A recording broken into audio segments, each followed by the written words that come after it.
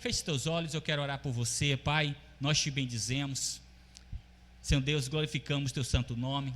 Pai nosso que está no céu, bendito seja teu nome, Senhor. Pai, que seu nome seja glorificado na terra, como é glorificado no mais alto de todos os céus.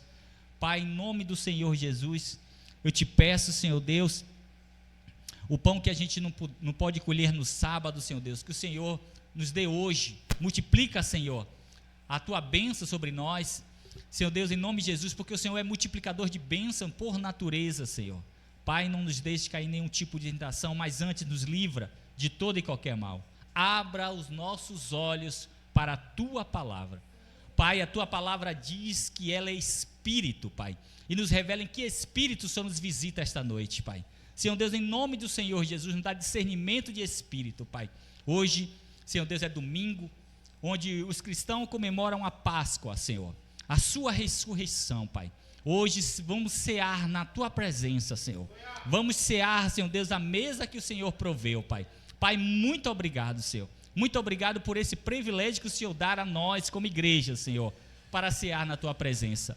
Essa é a nossa oração. E nós repreendemos toda manipulação, seja aqui ou aonde estiver ligado, Senhor Deus, em alguma parentela, em algum familiar. E em nome de Jesus, eu amarro agora todo o principado e potestade, toda a hóstia do mal. Eu amarro agora, e em nome de Jesus, vocês estão caídos e estão restritos aos nossos pés, para a honra e para a glória do nome do Senhor Jesus. Quem diz amém? Amém. Glória a Deus.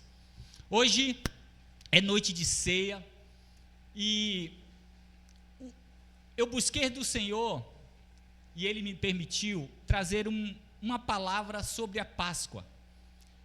E essa palavra sobre a Páscoa, talvez vocês já ouviram falar, outros talvez não, mas eu creio que a palavra ela se renova. E eu creio que se você já ouviu falar, o Senhor vai trazer coisas novas sobre a tua vida. Amém? Eu gostaria que vocês abrissem suas Bíblias no livro de Gênesis, capítulo 3, Gênesis 3,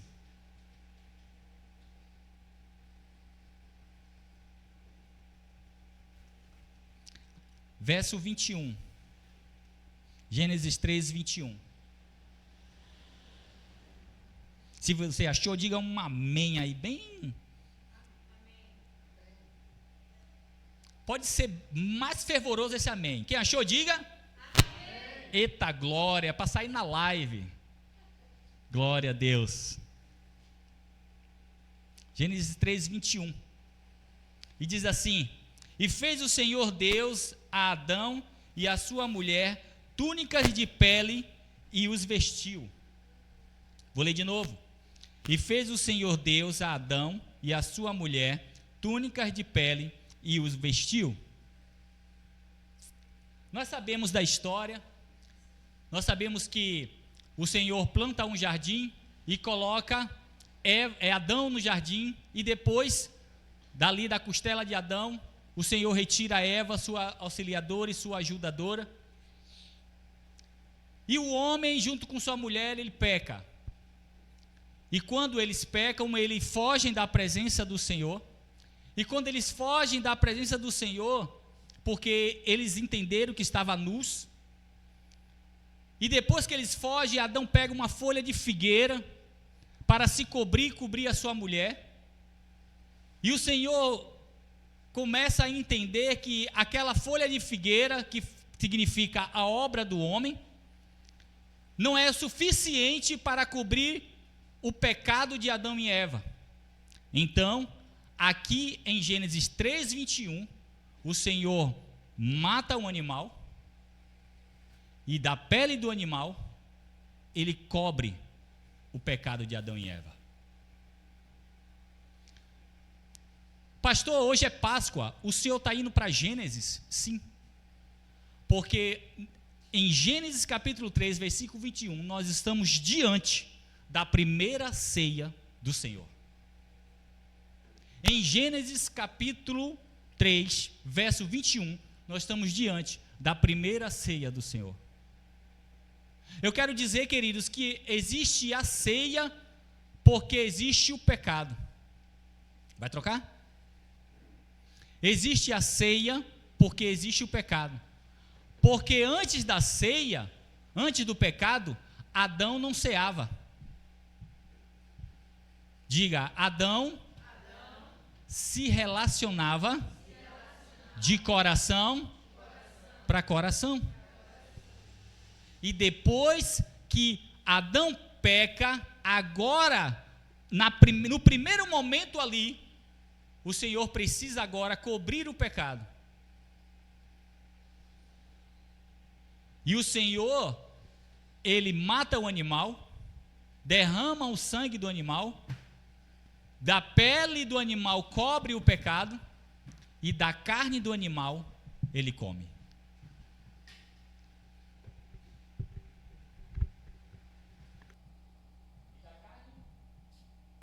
E da carne do animal Ele come. Ali está a primeira ceia. Quando o Senhor faz isso, Ele está direcionando e apontando para tudo que Ele vai fazer de agora em diante. E tudo que Ele vai fazer de agora em diante tem a ver com mesa. Diga, mesa. Tudo que Ele vai fazer de agora em diante, de Gênesis capítulo 3 até os dias de hoje, e não cessou, tem a ver com mesa. E tem a ver com comer. Dá para entender? Vocês estão compreendendo, igreja? Começou em Gênesis capítulo 3, e até hoje, o Senhor, que começou em Gênesis capítulo 3, Ele vai perpetuar até hoje, até que o Senhor venha. Até que Jesus volte. Depois daquele momento de Gênesis capítulo 3, começou o quê? As refeições sacrificiais. O sangue foi derramado daquele animal, a carne foi comida, começa a refeição sacrificial. Depois da refeição sacrificial, veio a Páscoa. Depois da Páscoa veio a ceia. E depois da ceia, virá as bordas do cordeiro. E até que aconteça as bordas do cordeiro, a igreja do Senhor tem que continuar ceando. Aliás, seria bom que todos os domingos que a gente estivesse aqui, a gente ceasse. Sabia? Porque a palavra diz que toda vez que nos reunimos, tem que haver ceia. Até que Ele venha. Mas diante de uma administração, algumas igrejas ceiam uma vez no mês, primeiro domingo do mês, outras a quinzena do mês, outra ceiam de 15 em 15. Existem várias administrações. Está errado? Não está errado, está certo. Não tem problema nenhum. Não tem problema nenhum. Porque o Senhor disse para a igreja cear, mas não falou quantas vezes no ano ou no mês. Tem igreja que ceia uma vez ao ano. Vocês estão me entendendo? Importante é que a gente ceie. A ceia é a Páscoa aperfeiçoada. As bordas é a ceia aperfeiçoada. Vou repetir de novo. A ceia é a Páscoa aperfeiçoada. E as bordas é a ceia aperfeiçoada. Tudo vai direcionar para o mesmo nível, para o mesmo lugar. Isso só acontece por causa do pecado. Não havendo pecado, voltaremos a comer da árvore da vida. Gênesis 3, 33. Você que abriu, está aí pertinho. Gênesis 3, 33.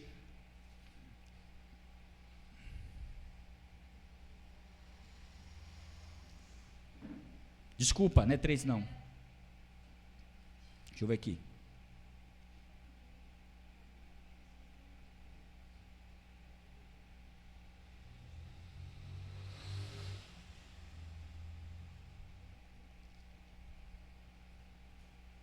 Espera aí que eu digo.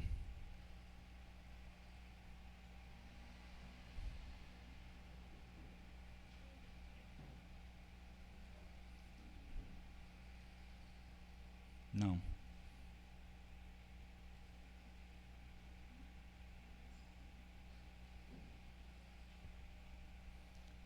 Foi uma anotação aqui que saiu errada, igreja. Mas, depois que isso só acontece por causa do pecado, não havendo pecado, voltaremos a comer da árvore da vida. Isso, ou seja, nas bordas do Cordeiro. Quem é a árvore da vida? Diga, Jesus. Cristo é a árvore da vida.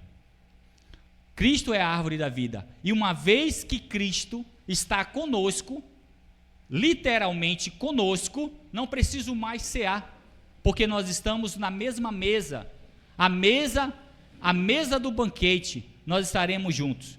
Então, na Bíblia, existem textos semelhantes que falam da ceia. Então, a gente vai dar uma paginada. Abra sua Bíblia em Mateus 26, 20. Mateus 26, 20. Mateus 26, 20. Só para a gente tem que isso estar bem claro.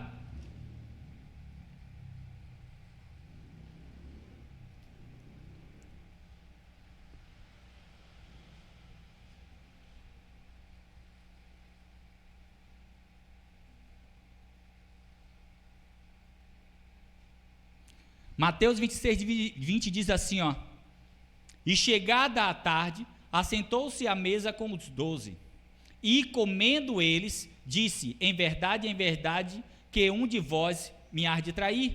E eles, entristecendo muito, e começaram a cada um a dizer-lhe, porventura, sou eu, Senhor? E ele, respondendo, disse, o que põe comigo a mão no prato, esse me há de trair. Em verdade, o filho do homem vai, como acerca dele está escrito, mas ai daquele homem por quem o filho do homem é traído. Bom seria que esse homem não se houvera nascido. E respondendo Judas, o que o traía, disse, porventura sou eu, Rabi?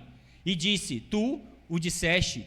E enquanto comiam, Jesus tomou o pão e abençoou e partiu e deu aos discípulos e disse, tomai e comei, isso é meu corpo. E tomando o cálice e dando graças, deu-lhes dizendo, bebei dele todos, porque isto é o meu sangue do Novo Testamento, que é derramado por muitos para a remissão de pecados. Em Marcos 14, 22, vai falar também da ceia. Lucas 22, 14 também vai falar da ceia. E 1 Coríntios 11, 17 também vai falar da ceia. Esses 4 textos, eles vão falar da ceia. Engraçado que esses 3 textos são evangelhos. Mateus, Marcos e Lucas são os apóstolos, eles estavam com Jesus. Já 1 Coríntios 11, 14 vai falar, quem vai escrever sobre a ceia? Diga, Paulo. Paulo começa a escrever sobre a ceia, mas Paulo não estava com Jesus na ceia, mas ele vai dizer em 1 Coríntios 11, 17, assim como eu aprendi do Senhor.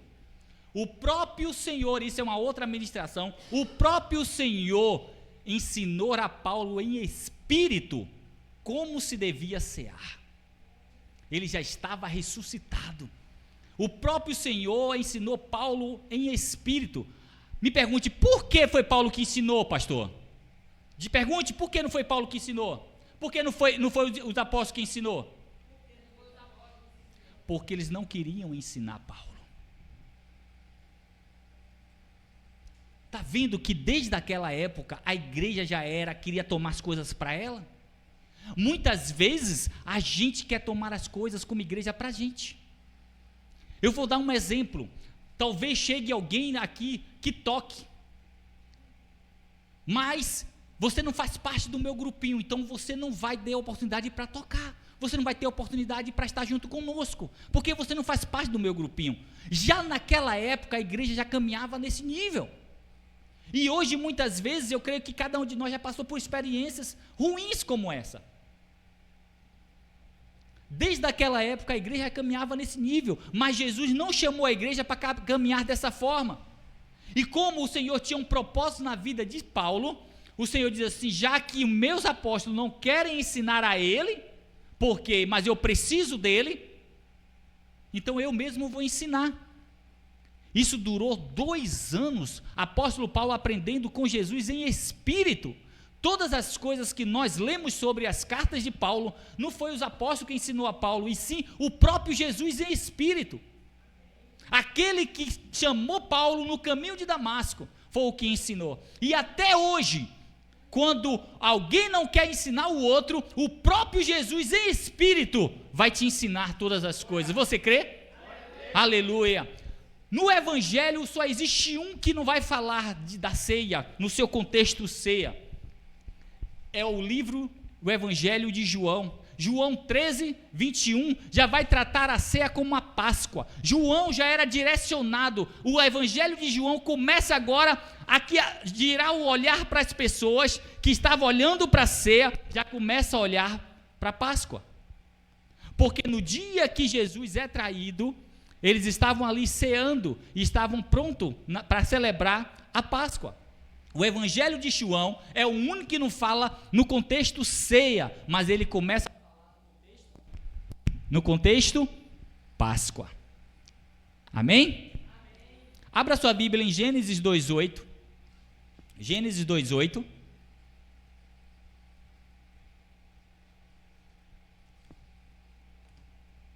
Gênesis 2:8. O Senhor Deus plantou um jardim no Éden, a leste, e ali pôs o ser humano que o formou.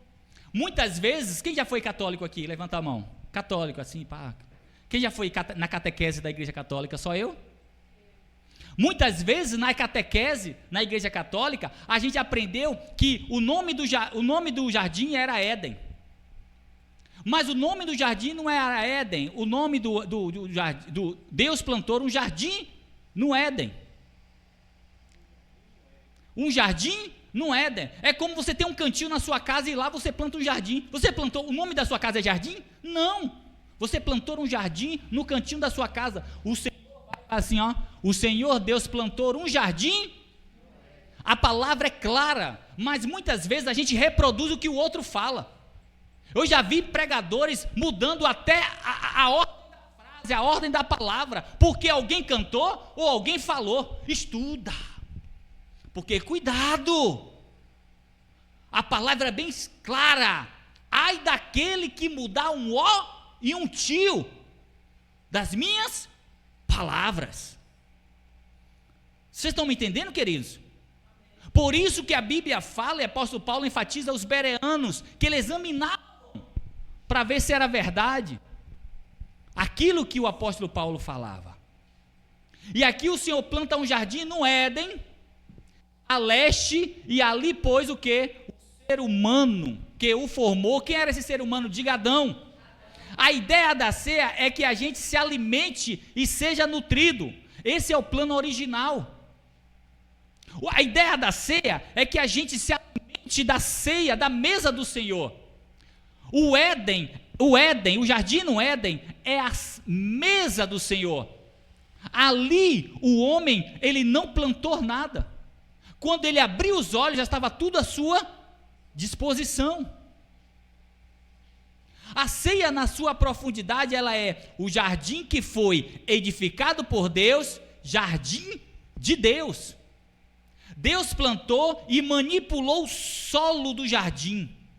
Mateus 3:3, para quem quiser anotar. Deus, ele plantou e manipulou. Quem mexe com planta sabe, você tem que manipular a terra para plantar. O jardim, ele foi o quê? O jardim de Deus. O jardim, sabe, que Deus edificou. Deus, ele habitava no jardim, ele ia no jardim? Sim, mas ele disse, olha, eu venho aqui para me relacionar com você, mas é você que vai ser o governo desse jardim. A ceia é a graça, é isso. A ceia é o jardim onde a mesa é o jardim onde o Senhor usa para o quê? Para se relacionar com o homem, para se relacionar com a sua igreja. Esse jardim também é a casa de Deus. Ele nos convida para entrar na sua casa e comer do alimento que ele provê. Talvez com nossos olhos físicos, irmã Luciana, a senhora veio aqui e arrumou tudo isso aqui. Mas com nossos olhos espirituais, o Senhor proveu a mesa, porque a mesa, ela é espiritual.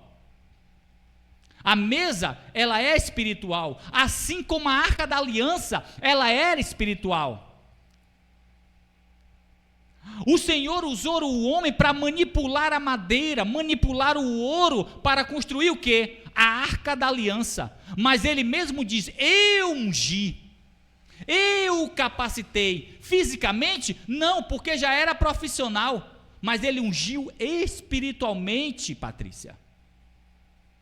E qual é a diferença, pastor? Uma coisa, eu sou profissional, conheço, manejo aquela profissão e faço segundo a minha profissão. Outra coisa é, além de conhecer aquela profissão, manejar aquela profissão, existe um coração desejoso, deleitoso, não por obrigação, mas por prazer e por amor fazer.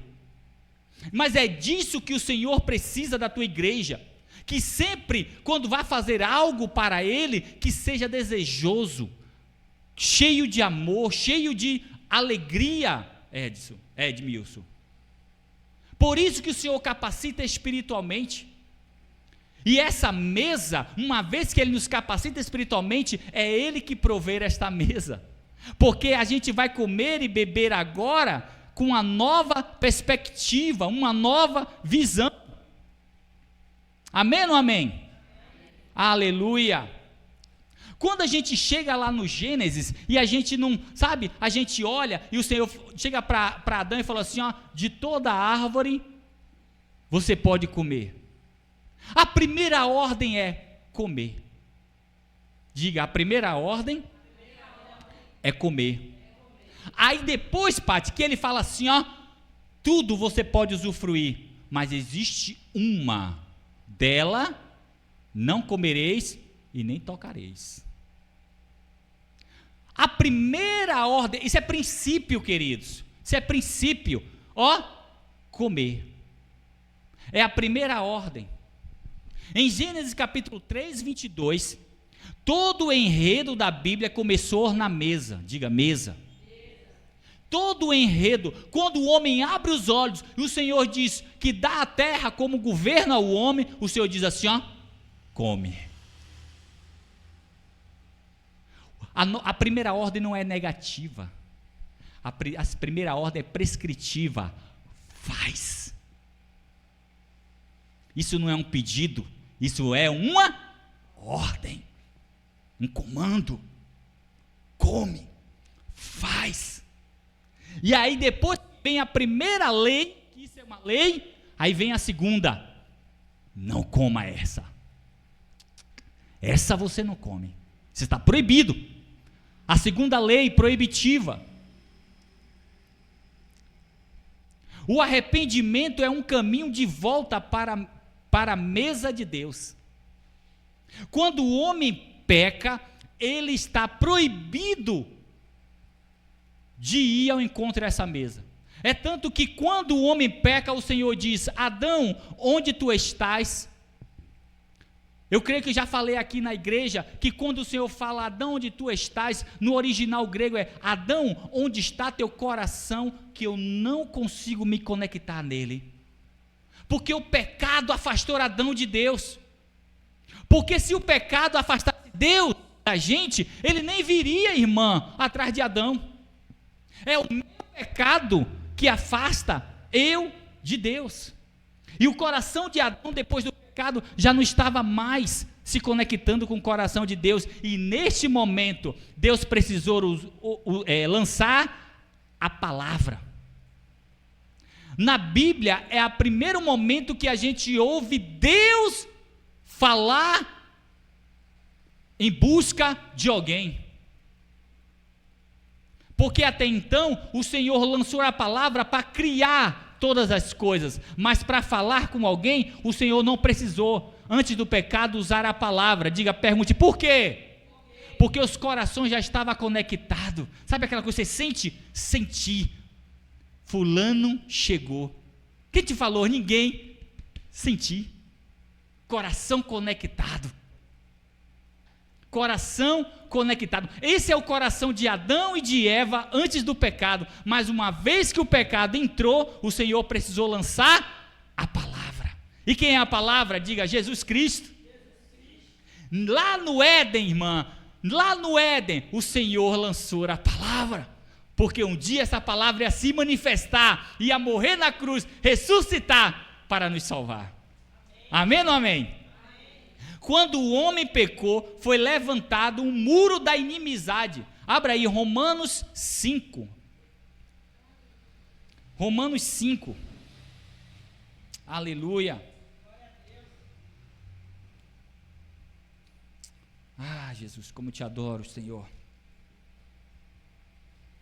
Aleluia, Jesus.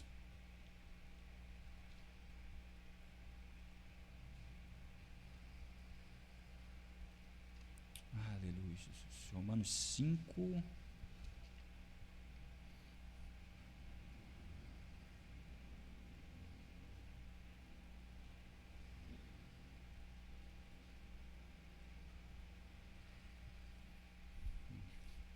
Estou aqui já para cá.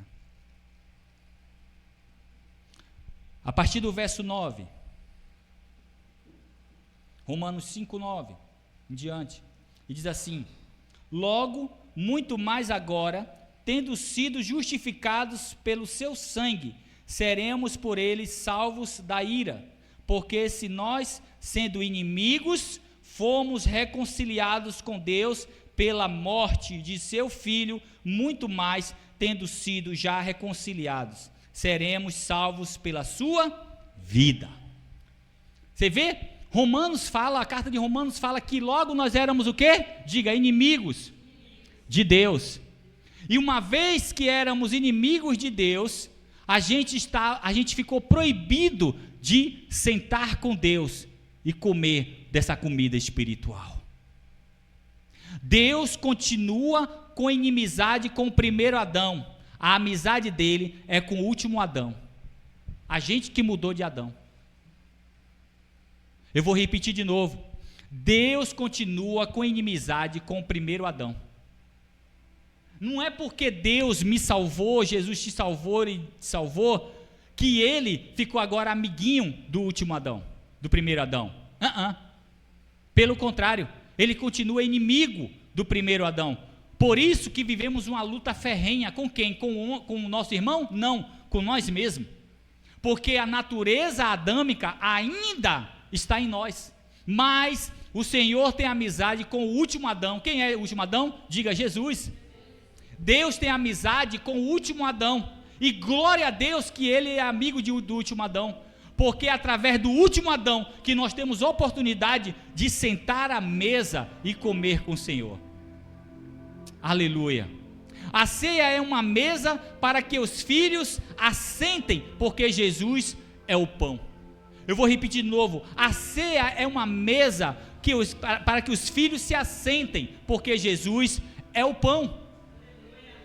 Jesus é o pão da vida. Jesus, quando nós ceamos, nós estamos vendo aqui um pão físico, mas quando nós consagramos o elemento do pão, ele se torna o pão da vida, o pão vivo que desceu do céu, ou seja, o corpo de Cristo, o corpo do Senhor. Deus sacrificou um animal inocente, sacrificou a carne inocente, derramou sangue inocente pelo pecado alheio. Você entende o que foi que Deus fez no Éden, queridos? Dá para você pensar, começar, vai no Éden agora e veja Deus pegar, irmã, um animal inocente, sacrificar um animal inocente, sacrificar uma carne inocente, sacrificar um sangue, derramar um sangue inocente por um pecado alheio. Foi isso que Deus fez com seu filho. Ele pegou uma carne inocente, sacrificou um cordeiro inocente e derramou um sangue inocente por um pecado alheio, meu e seu. Essa é a imagem da ceia do Senhor. Quando nós bebemos do sangue e comemos do corpo de Cristo, nós estamos lembrando, como igreja, em um alimento espiritual que o Senhor fez. O Senhor pegou o próprio Filho, Jesus Cristo, e moeu, por amor de mim e de você. Mateus 15, verso 25 a 28. Abra aí, Mateus 15.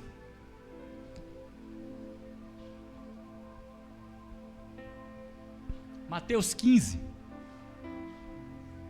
A mulher veio, adorou de joelhos e disse: Senhor, ajuda-me. Ele respondeu: não é certo tirar o pão dos filhos e lançá-lo aos cachorrinhos. Vai. Ela, porém, disse: sim, Senhor, mas até os cachorrinhos comem das migalhas que caem da mesa dos seus donos. Jesus respondeu: mulher, grande é a sua fé, seja feito conforme você deseja. Naquele mesmo instante, a sua filha foi curada. Nós estamos diante, querido, de uma cena onde Jesus está andando com seus discípulos e vem uma mulher cananeia, uma mulher, sabe? Ela chega e fala assim: ó, Senhor, filho de Davi, tenha misericórdia de mim.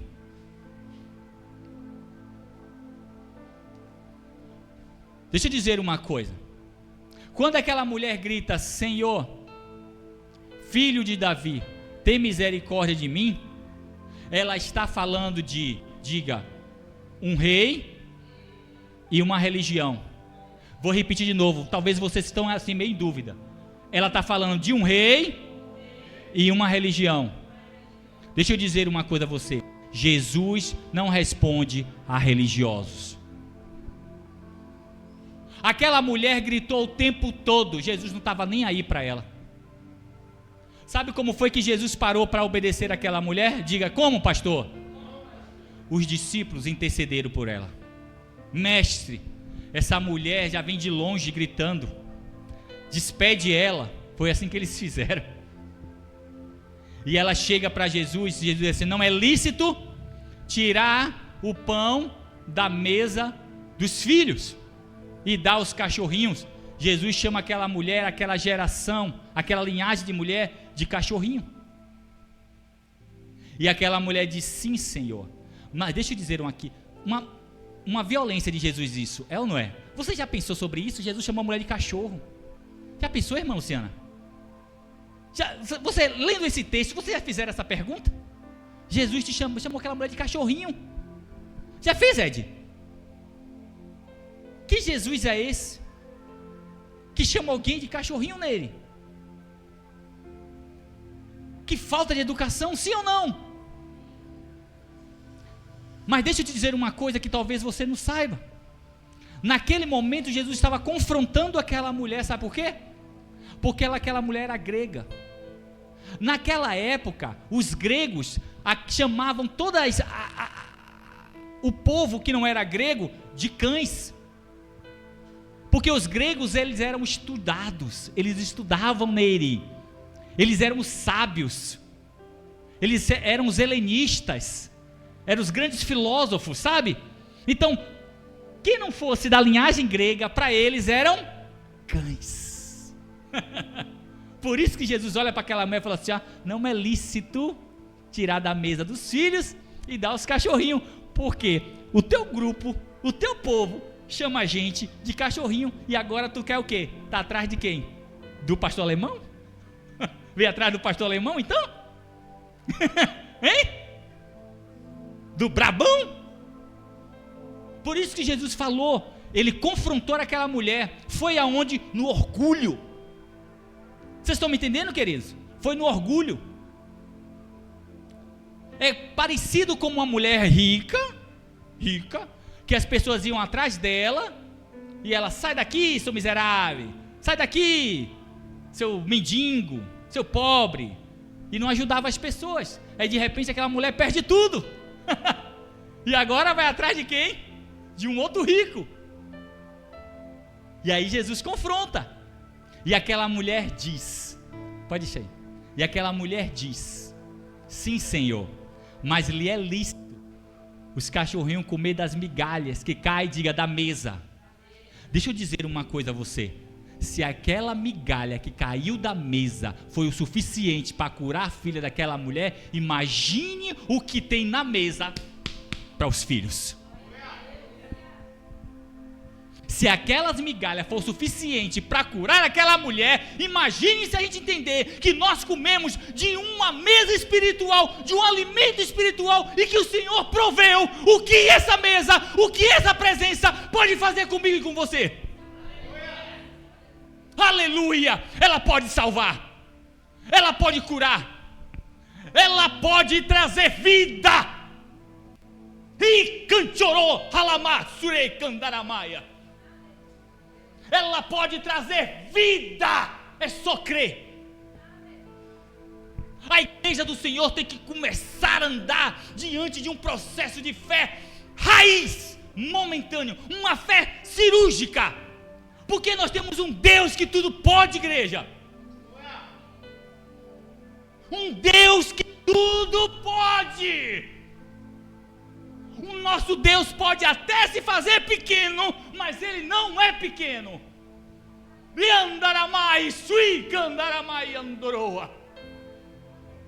Aleluia, aleluia. Shai foi mehaindei combare andarai fei mahai andoroa. Oh! Deus pode te curar.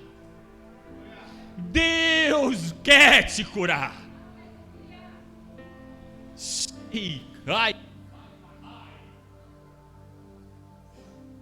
Cantaramaia. Aleluia. No Éden Deus não tirou, Ele cobriu, mas em Jesus o sacrifício perfeito, Ele não cobriu, Ele tirou o pecado do mundo. Com o animal que Ele matou no Éden, Ele só cobriu, Edmilson. Mas em Jesus, o Filho, o Cordeiro imolado, Ele não só cobriu, como Ele tirou o pecado do mundo. Eis eis o Cordeiro de Deus, aquele que tira o pecado do mundo. A igreja do Senhor tem que começar a entender que Jesus é o Messias, é o Cordeiro que tira o pecado do mundo. Aleluia. Em Gênesis 3:21, Deus revela como será refeita essa amizade de novo. Deus refez a amizade. Como, pastor? Matando o cordeiro, o próprio filho dele. Ele refez essa amizade, Guido, entre você e o Senhor. Guido, você falou aqui, Guido, eu não posso mais ficar nesse escuro. Saia! Dei o primeiro passo, porque a fé é assim. Primeiro você coloca o pé e Deus coloca o chão. Riandaramaia. Aleluia. É só uma questão de fé. Aquela mulher creu tanto, Edmilson, creu tanto, que as migalhas poderiam curar a filha dela. As migalhas. As migalhas. Imagine o pão na mesa. Aleluia.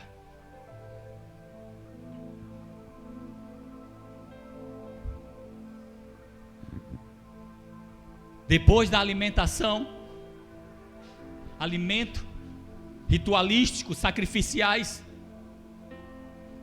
Abel e Caim começam a ofertar ao Senhor. Abel e Caim começam a ofertar ao Senhor. E a Bíblia diz que Caim era lavrador e Abel era criador de ovelha. E a Bíblia diz que quando vêm os dois com oferta, o Senhor não aceitou Caim e nem a sua oferta, mas aceitou Abel e a sua oferta. Eu quero que você entenda que a Bíblia, ela é litúrgica. Quando ela é litúrgica e cirúrgica. Quando ela quer enfatizar algo, Patrícia, ela fala aquilo primeiro. Quando ela quer dar ênfase, primeiro ela fala X coisa. E a Bíblia está nessa ordem, Edmilson. O Senhor rejeitou Caim e a sua oferta. E o Senhor aprovou Abel e a sua oferta.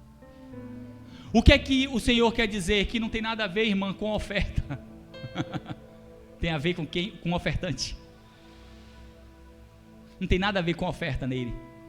Não é a quantidade de oferta, não é quanto você deu, não é nada disso. É com o ofertante. Porque se fosse com oferta nele, o Senhor chegava para Caim e falava assim: ó, irmão, ó filhinho, essa oferta eu não quero não, traz outra. Fácil, né?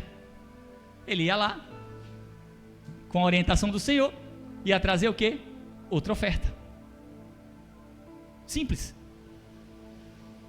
Mas o problema não estava a oferta, estava no ofertante. E todas as vezes que o Senhor o orientasse a trazer a oferta, ele ia trazer uma oferta ruim. Por quê? Porque o problema não estava na oferta, estava quem? Em mim. Quando o problema está em mim, Edmilson, não importa o que eu faça, vai sair sempre ruim para Deus. Talvez para os homens vai sair legal, mas para Deus vai sair sempre ruim.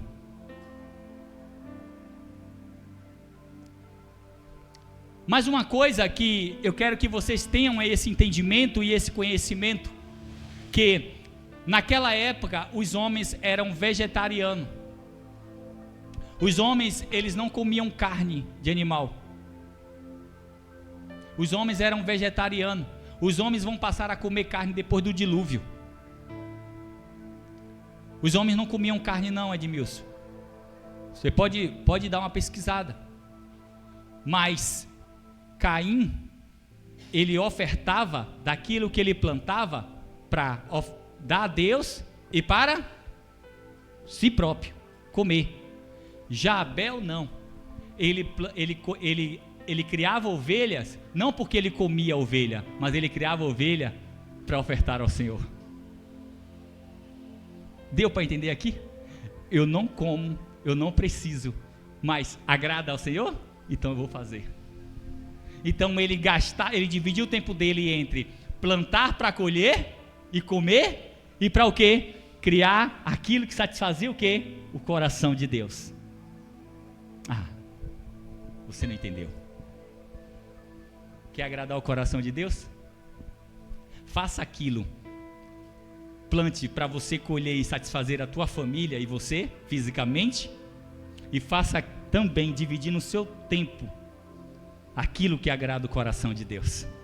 Assim, a sua oferta nunca será rejeitada. Hã? Entendeu? Não sei vocês, mas estou sentindo uma presença sobrenatural. Depois das ofertas vem as refeições cerimoniais e depois vem a Páscoa. Tudo vai se aprimorando, Edmilson. A geração vai passando e tudo vai se aprimorando. O corpo de Cristo não é representado por um animal grande. O corpo de Cristo é representado por um animal pequeno, um cordeiro, uma ovelha que precisa de um pastor. E esse corpo, essa representação vai diminuindo até chegar no pão. Mas engraçado que tudo tem a ver com comer. Vai comendo cordeiro, vai matando cordeiro, vai comendo pão, vai fazendo pão, vai comendo pão. Tudo tem a ver com mesa. Aleluia.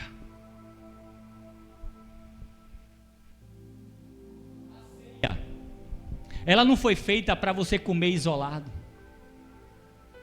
Lá em 1 Coríntios 11, quando Paulo começa a instruir sobre a ceia, ele começa a dizer que alguns homens, eles já estavam, sabe, assim, porque a ceia era feita dessa forma, irmãos. Cada um, exemplo, nós estamos aqui reunidos, então, Edmilson traz uma coisa, a irmã traz outra, a irmã Patrícia traz outra, Pátria traz outra, Jássio traz, entendeu como é que é? E aqui a gente vai colocando na mesa. Massa, né? A gente vai colocando na mesa, e aí a gente começa a celebrar o Senhor. Aí depois, no momento de administração de ceia, aí cada um vem e se serve. Na igreja convencional, o diácono, né, vai lá e serve a igreja. Mas aqui, na Bíblia, no original do Senhor, cada um vai e se serve. Mas isso é tranquilo. Por que é tranquilo? Porque uma igreja pequena até vai, mas já pensou uma igreja de 1000 pessoas? Como assim? Ia ser impossível, né? Então hoje já não tem nem mais diácono, já existe já um recipiente, já tudo junto, né? O pão, o suco, já tudo já fabricadinho aqui, pronto. Por quê, irmão? Porque é impossível uma igreja de 10.000 pessoas, 5.000 pessoas, imagine. Então, Paulo começa a instruir acerca da ceia de Edmilson. Por quê? Porque vamos dar exemplo, Edmilson seguido. Edmilson trazia os negócios dele lá na casa dele e ficava, ó. Quando fosse no momento, ele vem cá minha família e comia sozinho. E comia sozinho. E naquela época eles ceavam com o quê? Com vinho. E aí daqui a pouco Edmilson começava, ó, a ficar embriagado. E virava aquela bagunça no culto, irmã. E aí Paulo começa a instruir acerca. Aí ele começa a dizer, olha, assim como eu fui instruído pelo Senhor, eu vou instruir vocês. Quando se reunires para cear, aí ele começa a dizer, a orientar. Por isso, essa nossa ceia é baseada nessa orientação de Paulo. Então, nós precisamos nos reunir para se alimentar da ceia, não isoladamente. A não ser que haja uma enfermidade, e aí o pastor, o ministro, libera para que o irmão leve a ceia para essa irmã que está enferma. Aí é um caso. Mas se você pode vir e se reunir com os irmãos para cear, faça.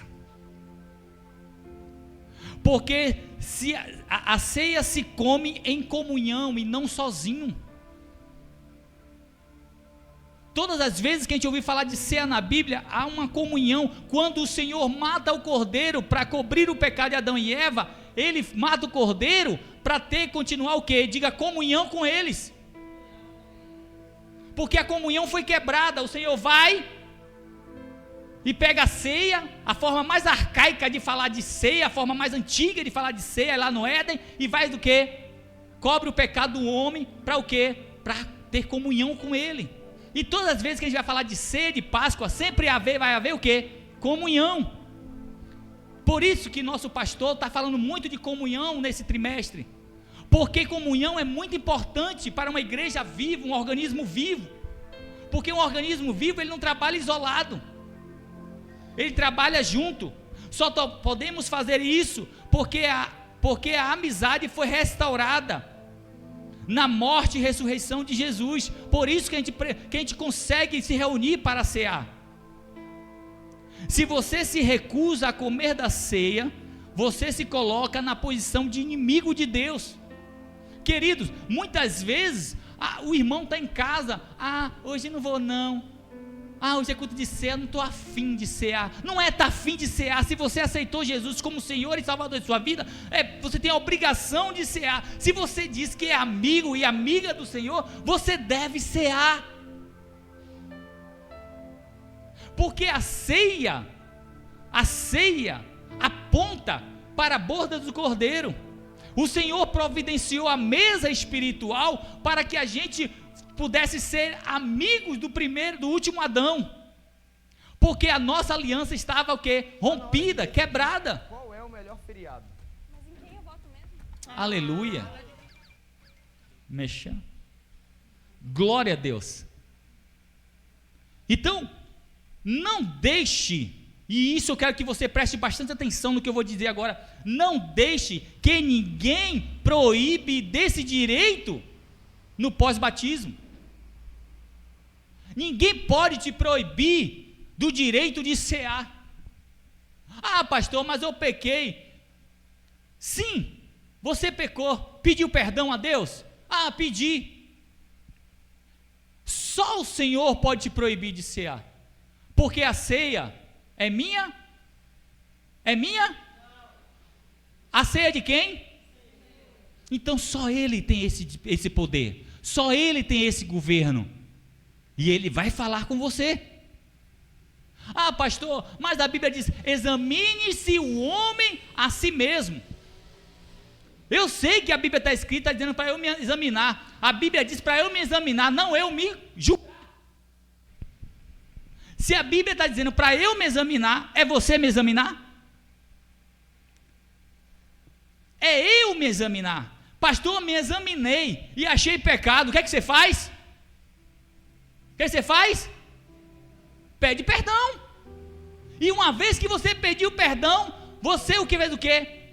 Reatou a sua amizade com quem? Com ele.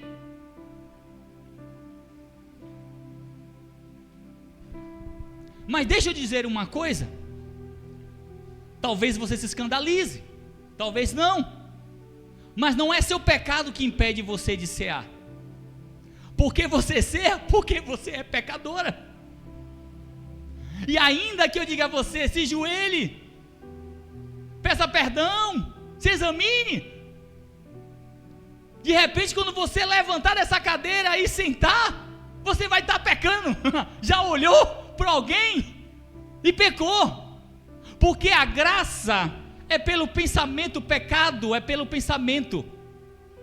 Você nem precisa pecar fisicamente para que o Senhor olhe e abomine aquilo. No seu pensamento você já pecou, o Senhor já abominou. Quando a Bíblia fala do indignamente, examine-se e discernir, ele fala, você vai ler, e ele vai dizer, discernir o corpo, o pão, o suco, o sangue. Discernir que ele fala, a Bíblia fala, o apóstolo Paulo fala, é se você beber, depois que a gente orar e consagrar os elementos, e você beber esse cálice e continuar achando que é só um suco que você está bebendo, isto sim é pecado. É você pegar o pão, depois que a gente orar e consagrar o elemento, e você começar a mastigar pão, Edmilson, e achar que está mastigando um pão, não o corpo de Cristo. É disso que o apóstolo Paulo está falando, não de uma proibição que você não cear. Se você é batizado nas águas, você é apto a cear. Por que, pastor, tem que ser batizado? Deixa eu dizer uma coisa, porque eu não vou encontrar na Bíblia nada que vai me dizer que aqueles que cearam não foram batizados, desde o Antigo Testamento. Todos foram batizados. Todos. Quer que eu te dê um exemplo? Sim ou não? Vou dar um exemplo. Quando o Senhor tira o povo do Egito, ele poderia fazer uma volta, mas ele direcionou Abraão para ir pelo deserto. Aquele caminho que o Senhor direciona Abraão para ir para o deserto vai dar para o Mar Vermelho. Ele endurece o coração de Faraó para vir atrás dos hebreus. Por que eles param agora diante do mar, Edmilson? Para não dar tempo nem cogitar o pensamento deles voltarem e ir pelo caminho a pé seco. Por quê? Porque o Senhor queria batizar aquela nação. Eram mais de 5.000 pessoas, só homens. Imagine como batizar. E o Senhor diz: abre o mar e aquele povo passa no meio das águas. Ali foi um batismo. Não sou eu que estou falando, não. É a Bíblia que fala. E aquele povo agora, depois que é batizado pelas águas, passa pelo Mar Vermelho, eles foram batizados, depois, passado um tempo, eles começam a murmurar, e o Senhor disse: essa geração não vai entrar. E os filhos, pastor, que depois foram nascendo, e que nasceram do outro lado, a Bíblia vai dizer que uma nuvem batizava os filhos que iam nascendo. Eles eram batizados nas nuvens. Não sou eu que estou falando, não, é a Bíblia. E depois que aquela geração morre, aquela geração morre, e vem uma geração nova para entrar na terra prometida. O que é que o Senhor faz com Josué? Abre o mar. E aquele povo, Edmilson, de novo, uma nova geração, ela é batizada. Vocês estão me entendendo, queridos? E até hoje, esse princípio, ele tem que ser assistido, ele tem que ser respeitado. Porque o batismo nas águas te consolida e te envia para um amadurecimento, porque a salvação, ela precisa seguir se desenvolvendo. Você levanta a mão, aceita Jesus, é salvo, mas essa salvação, ela tem que se desenvolver, você vai ter que amadurecer, e o batismo nas águas vai ser seu passaporte de amadurecimento. E aí começa batismo nas águas, e todas as vezes você vai cear e vai comer dessa comida espiritual. Não deixe que a irmã fofoqueira, não deixe que o pastor, não deixe que o presbítero, não deixe que o diácono, a diaconisa, o apóstolo, quem quiser, não deixe que nenhum desses te impeça de você comer deste alimento espiritual que o Senhor proveu para que sua amizade com o Senhor fosse reatada. Porque só Ele tem autoridade para convidar ou rejeitar ou não permitir que você ceie. Aleluia.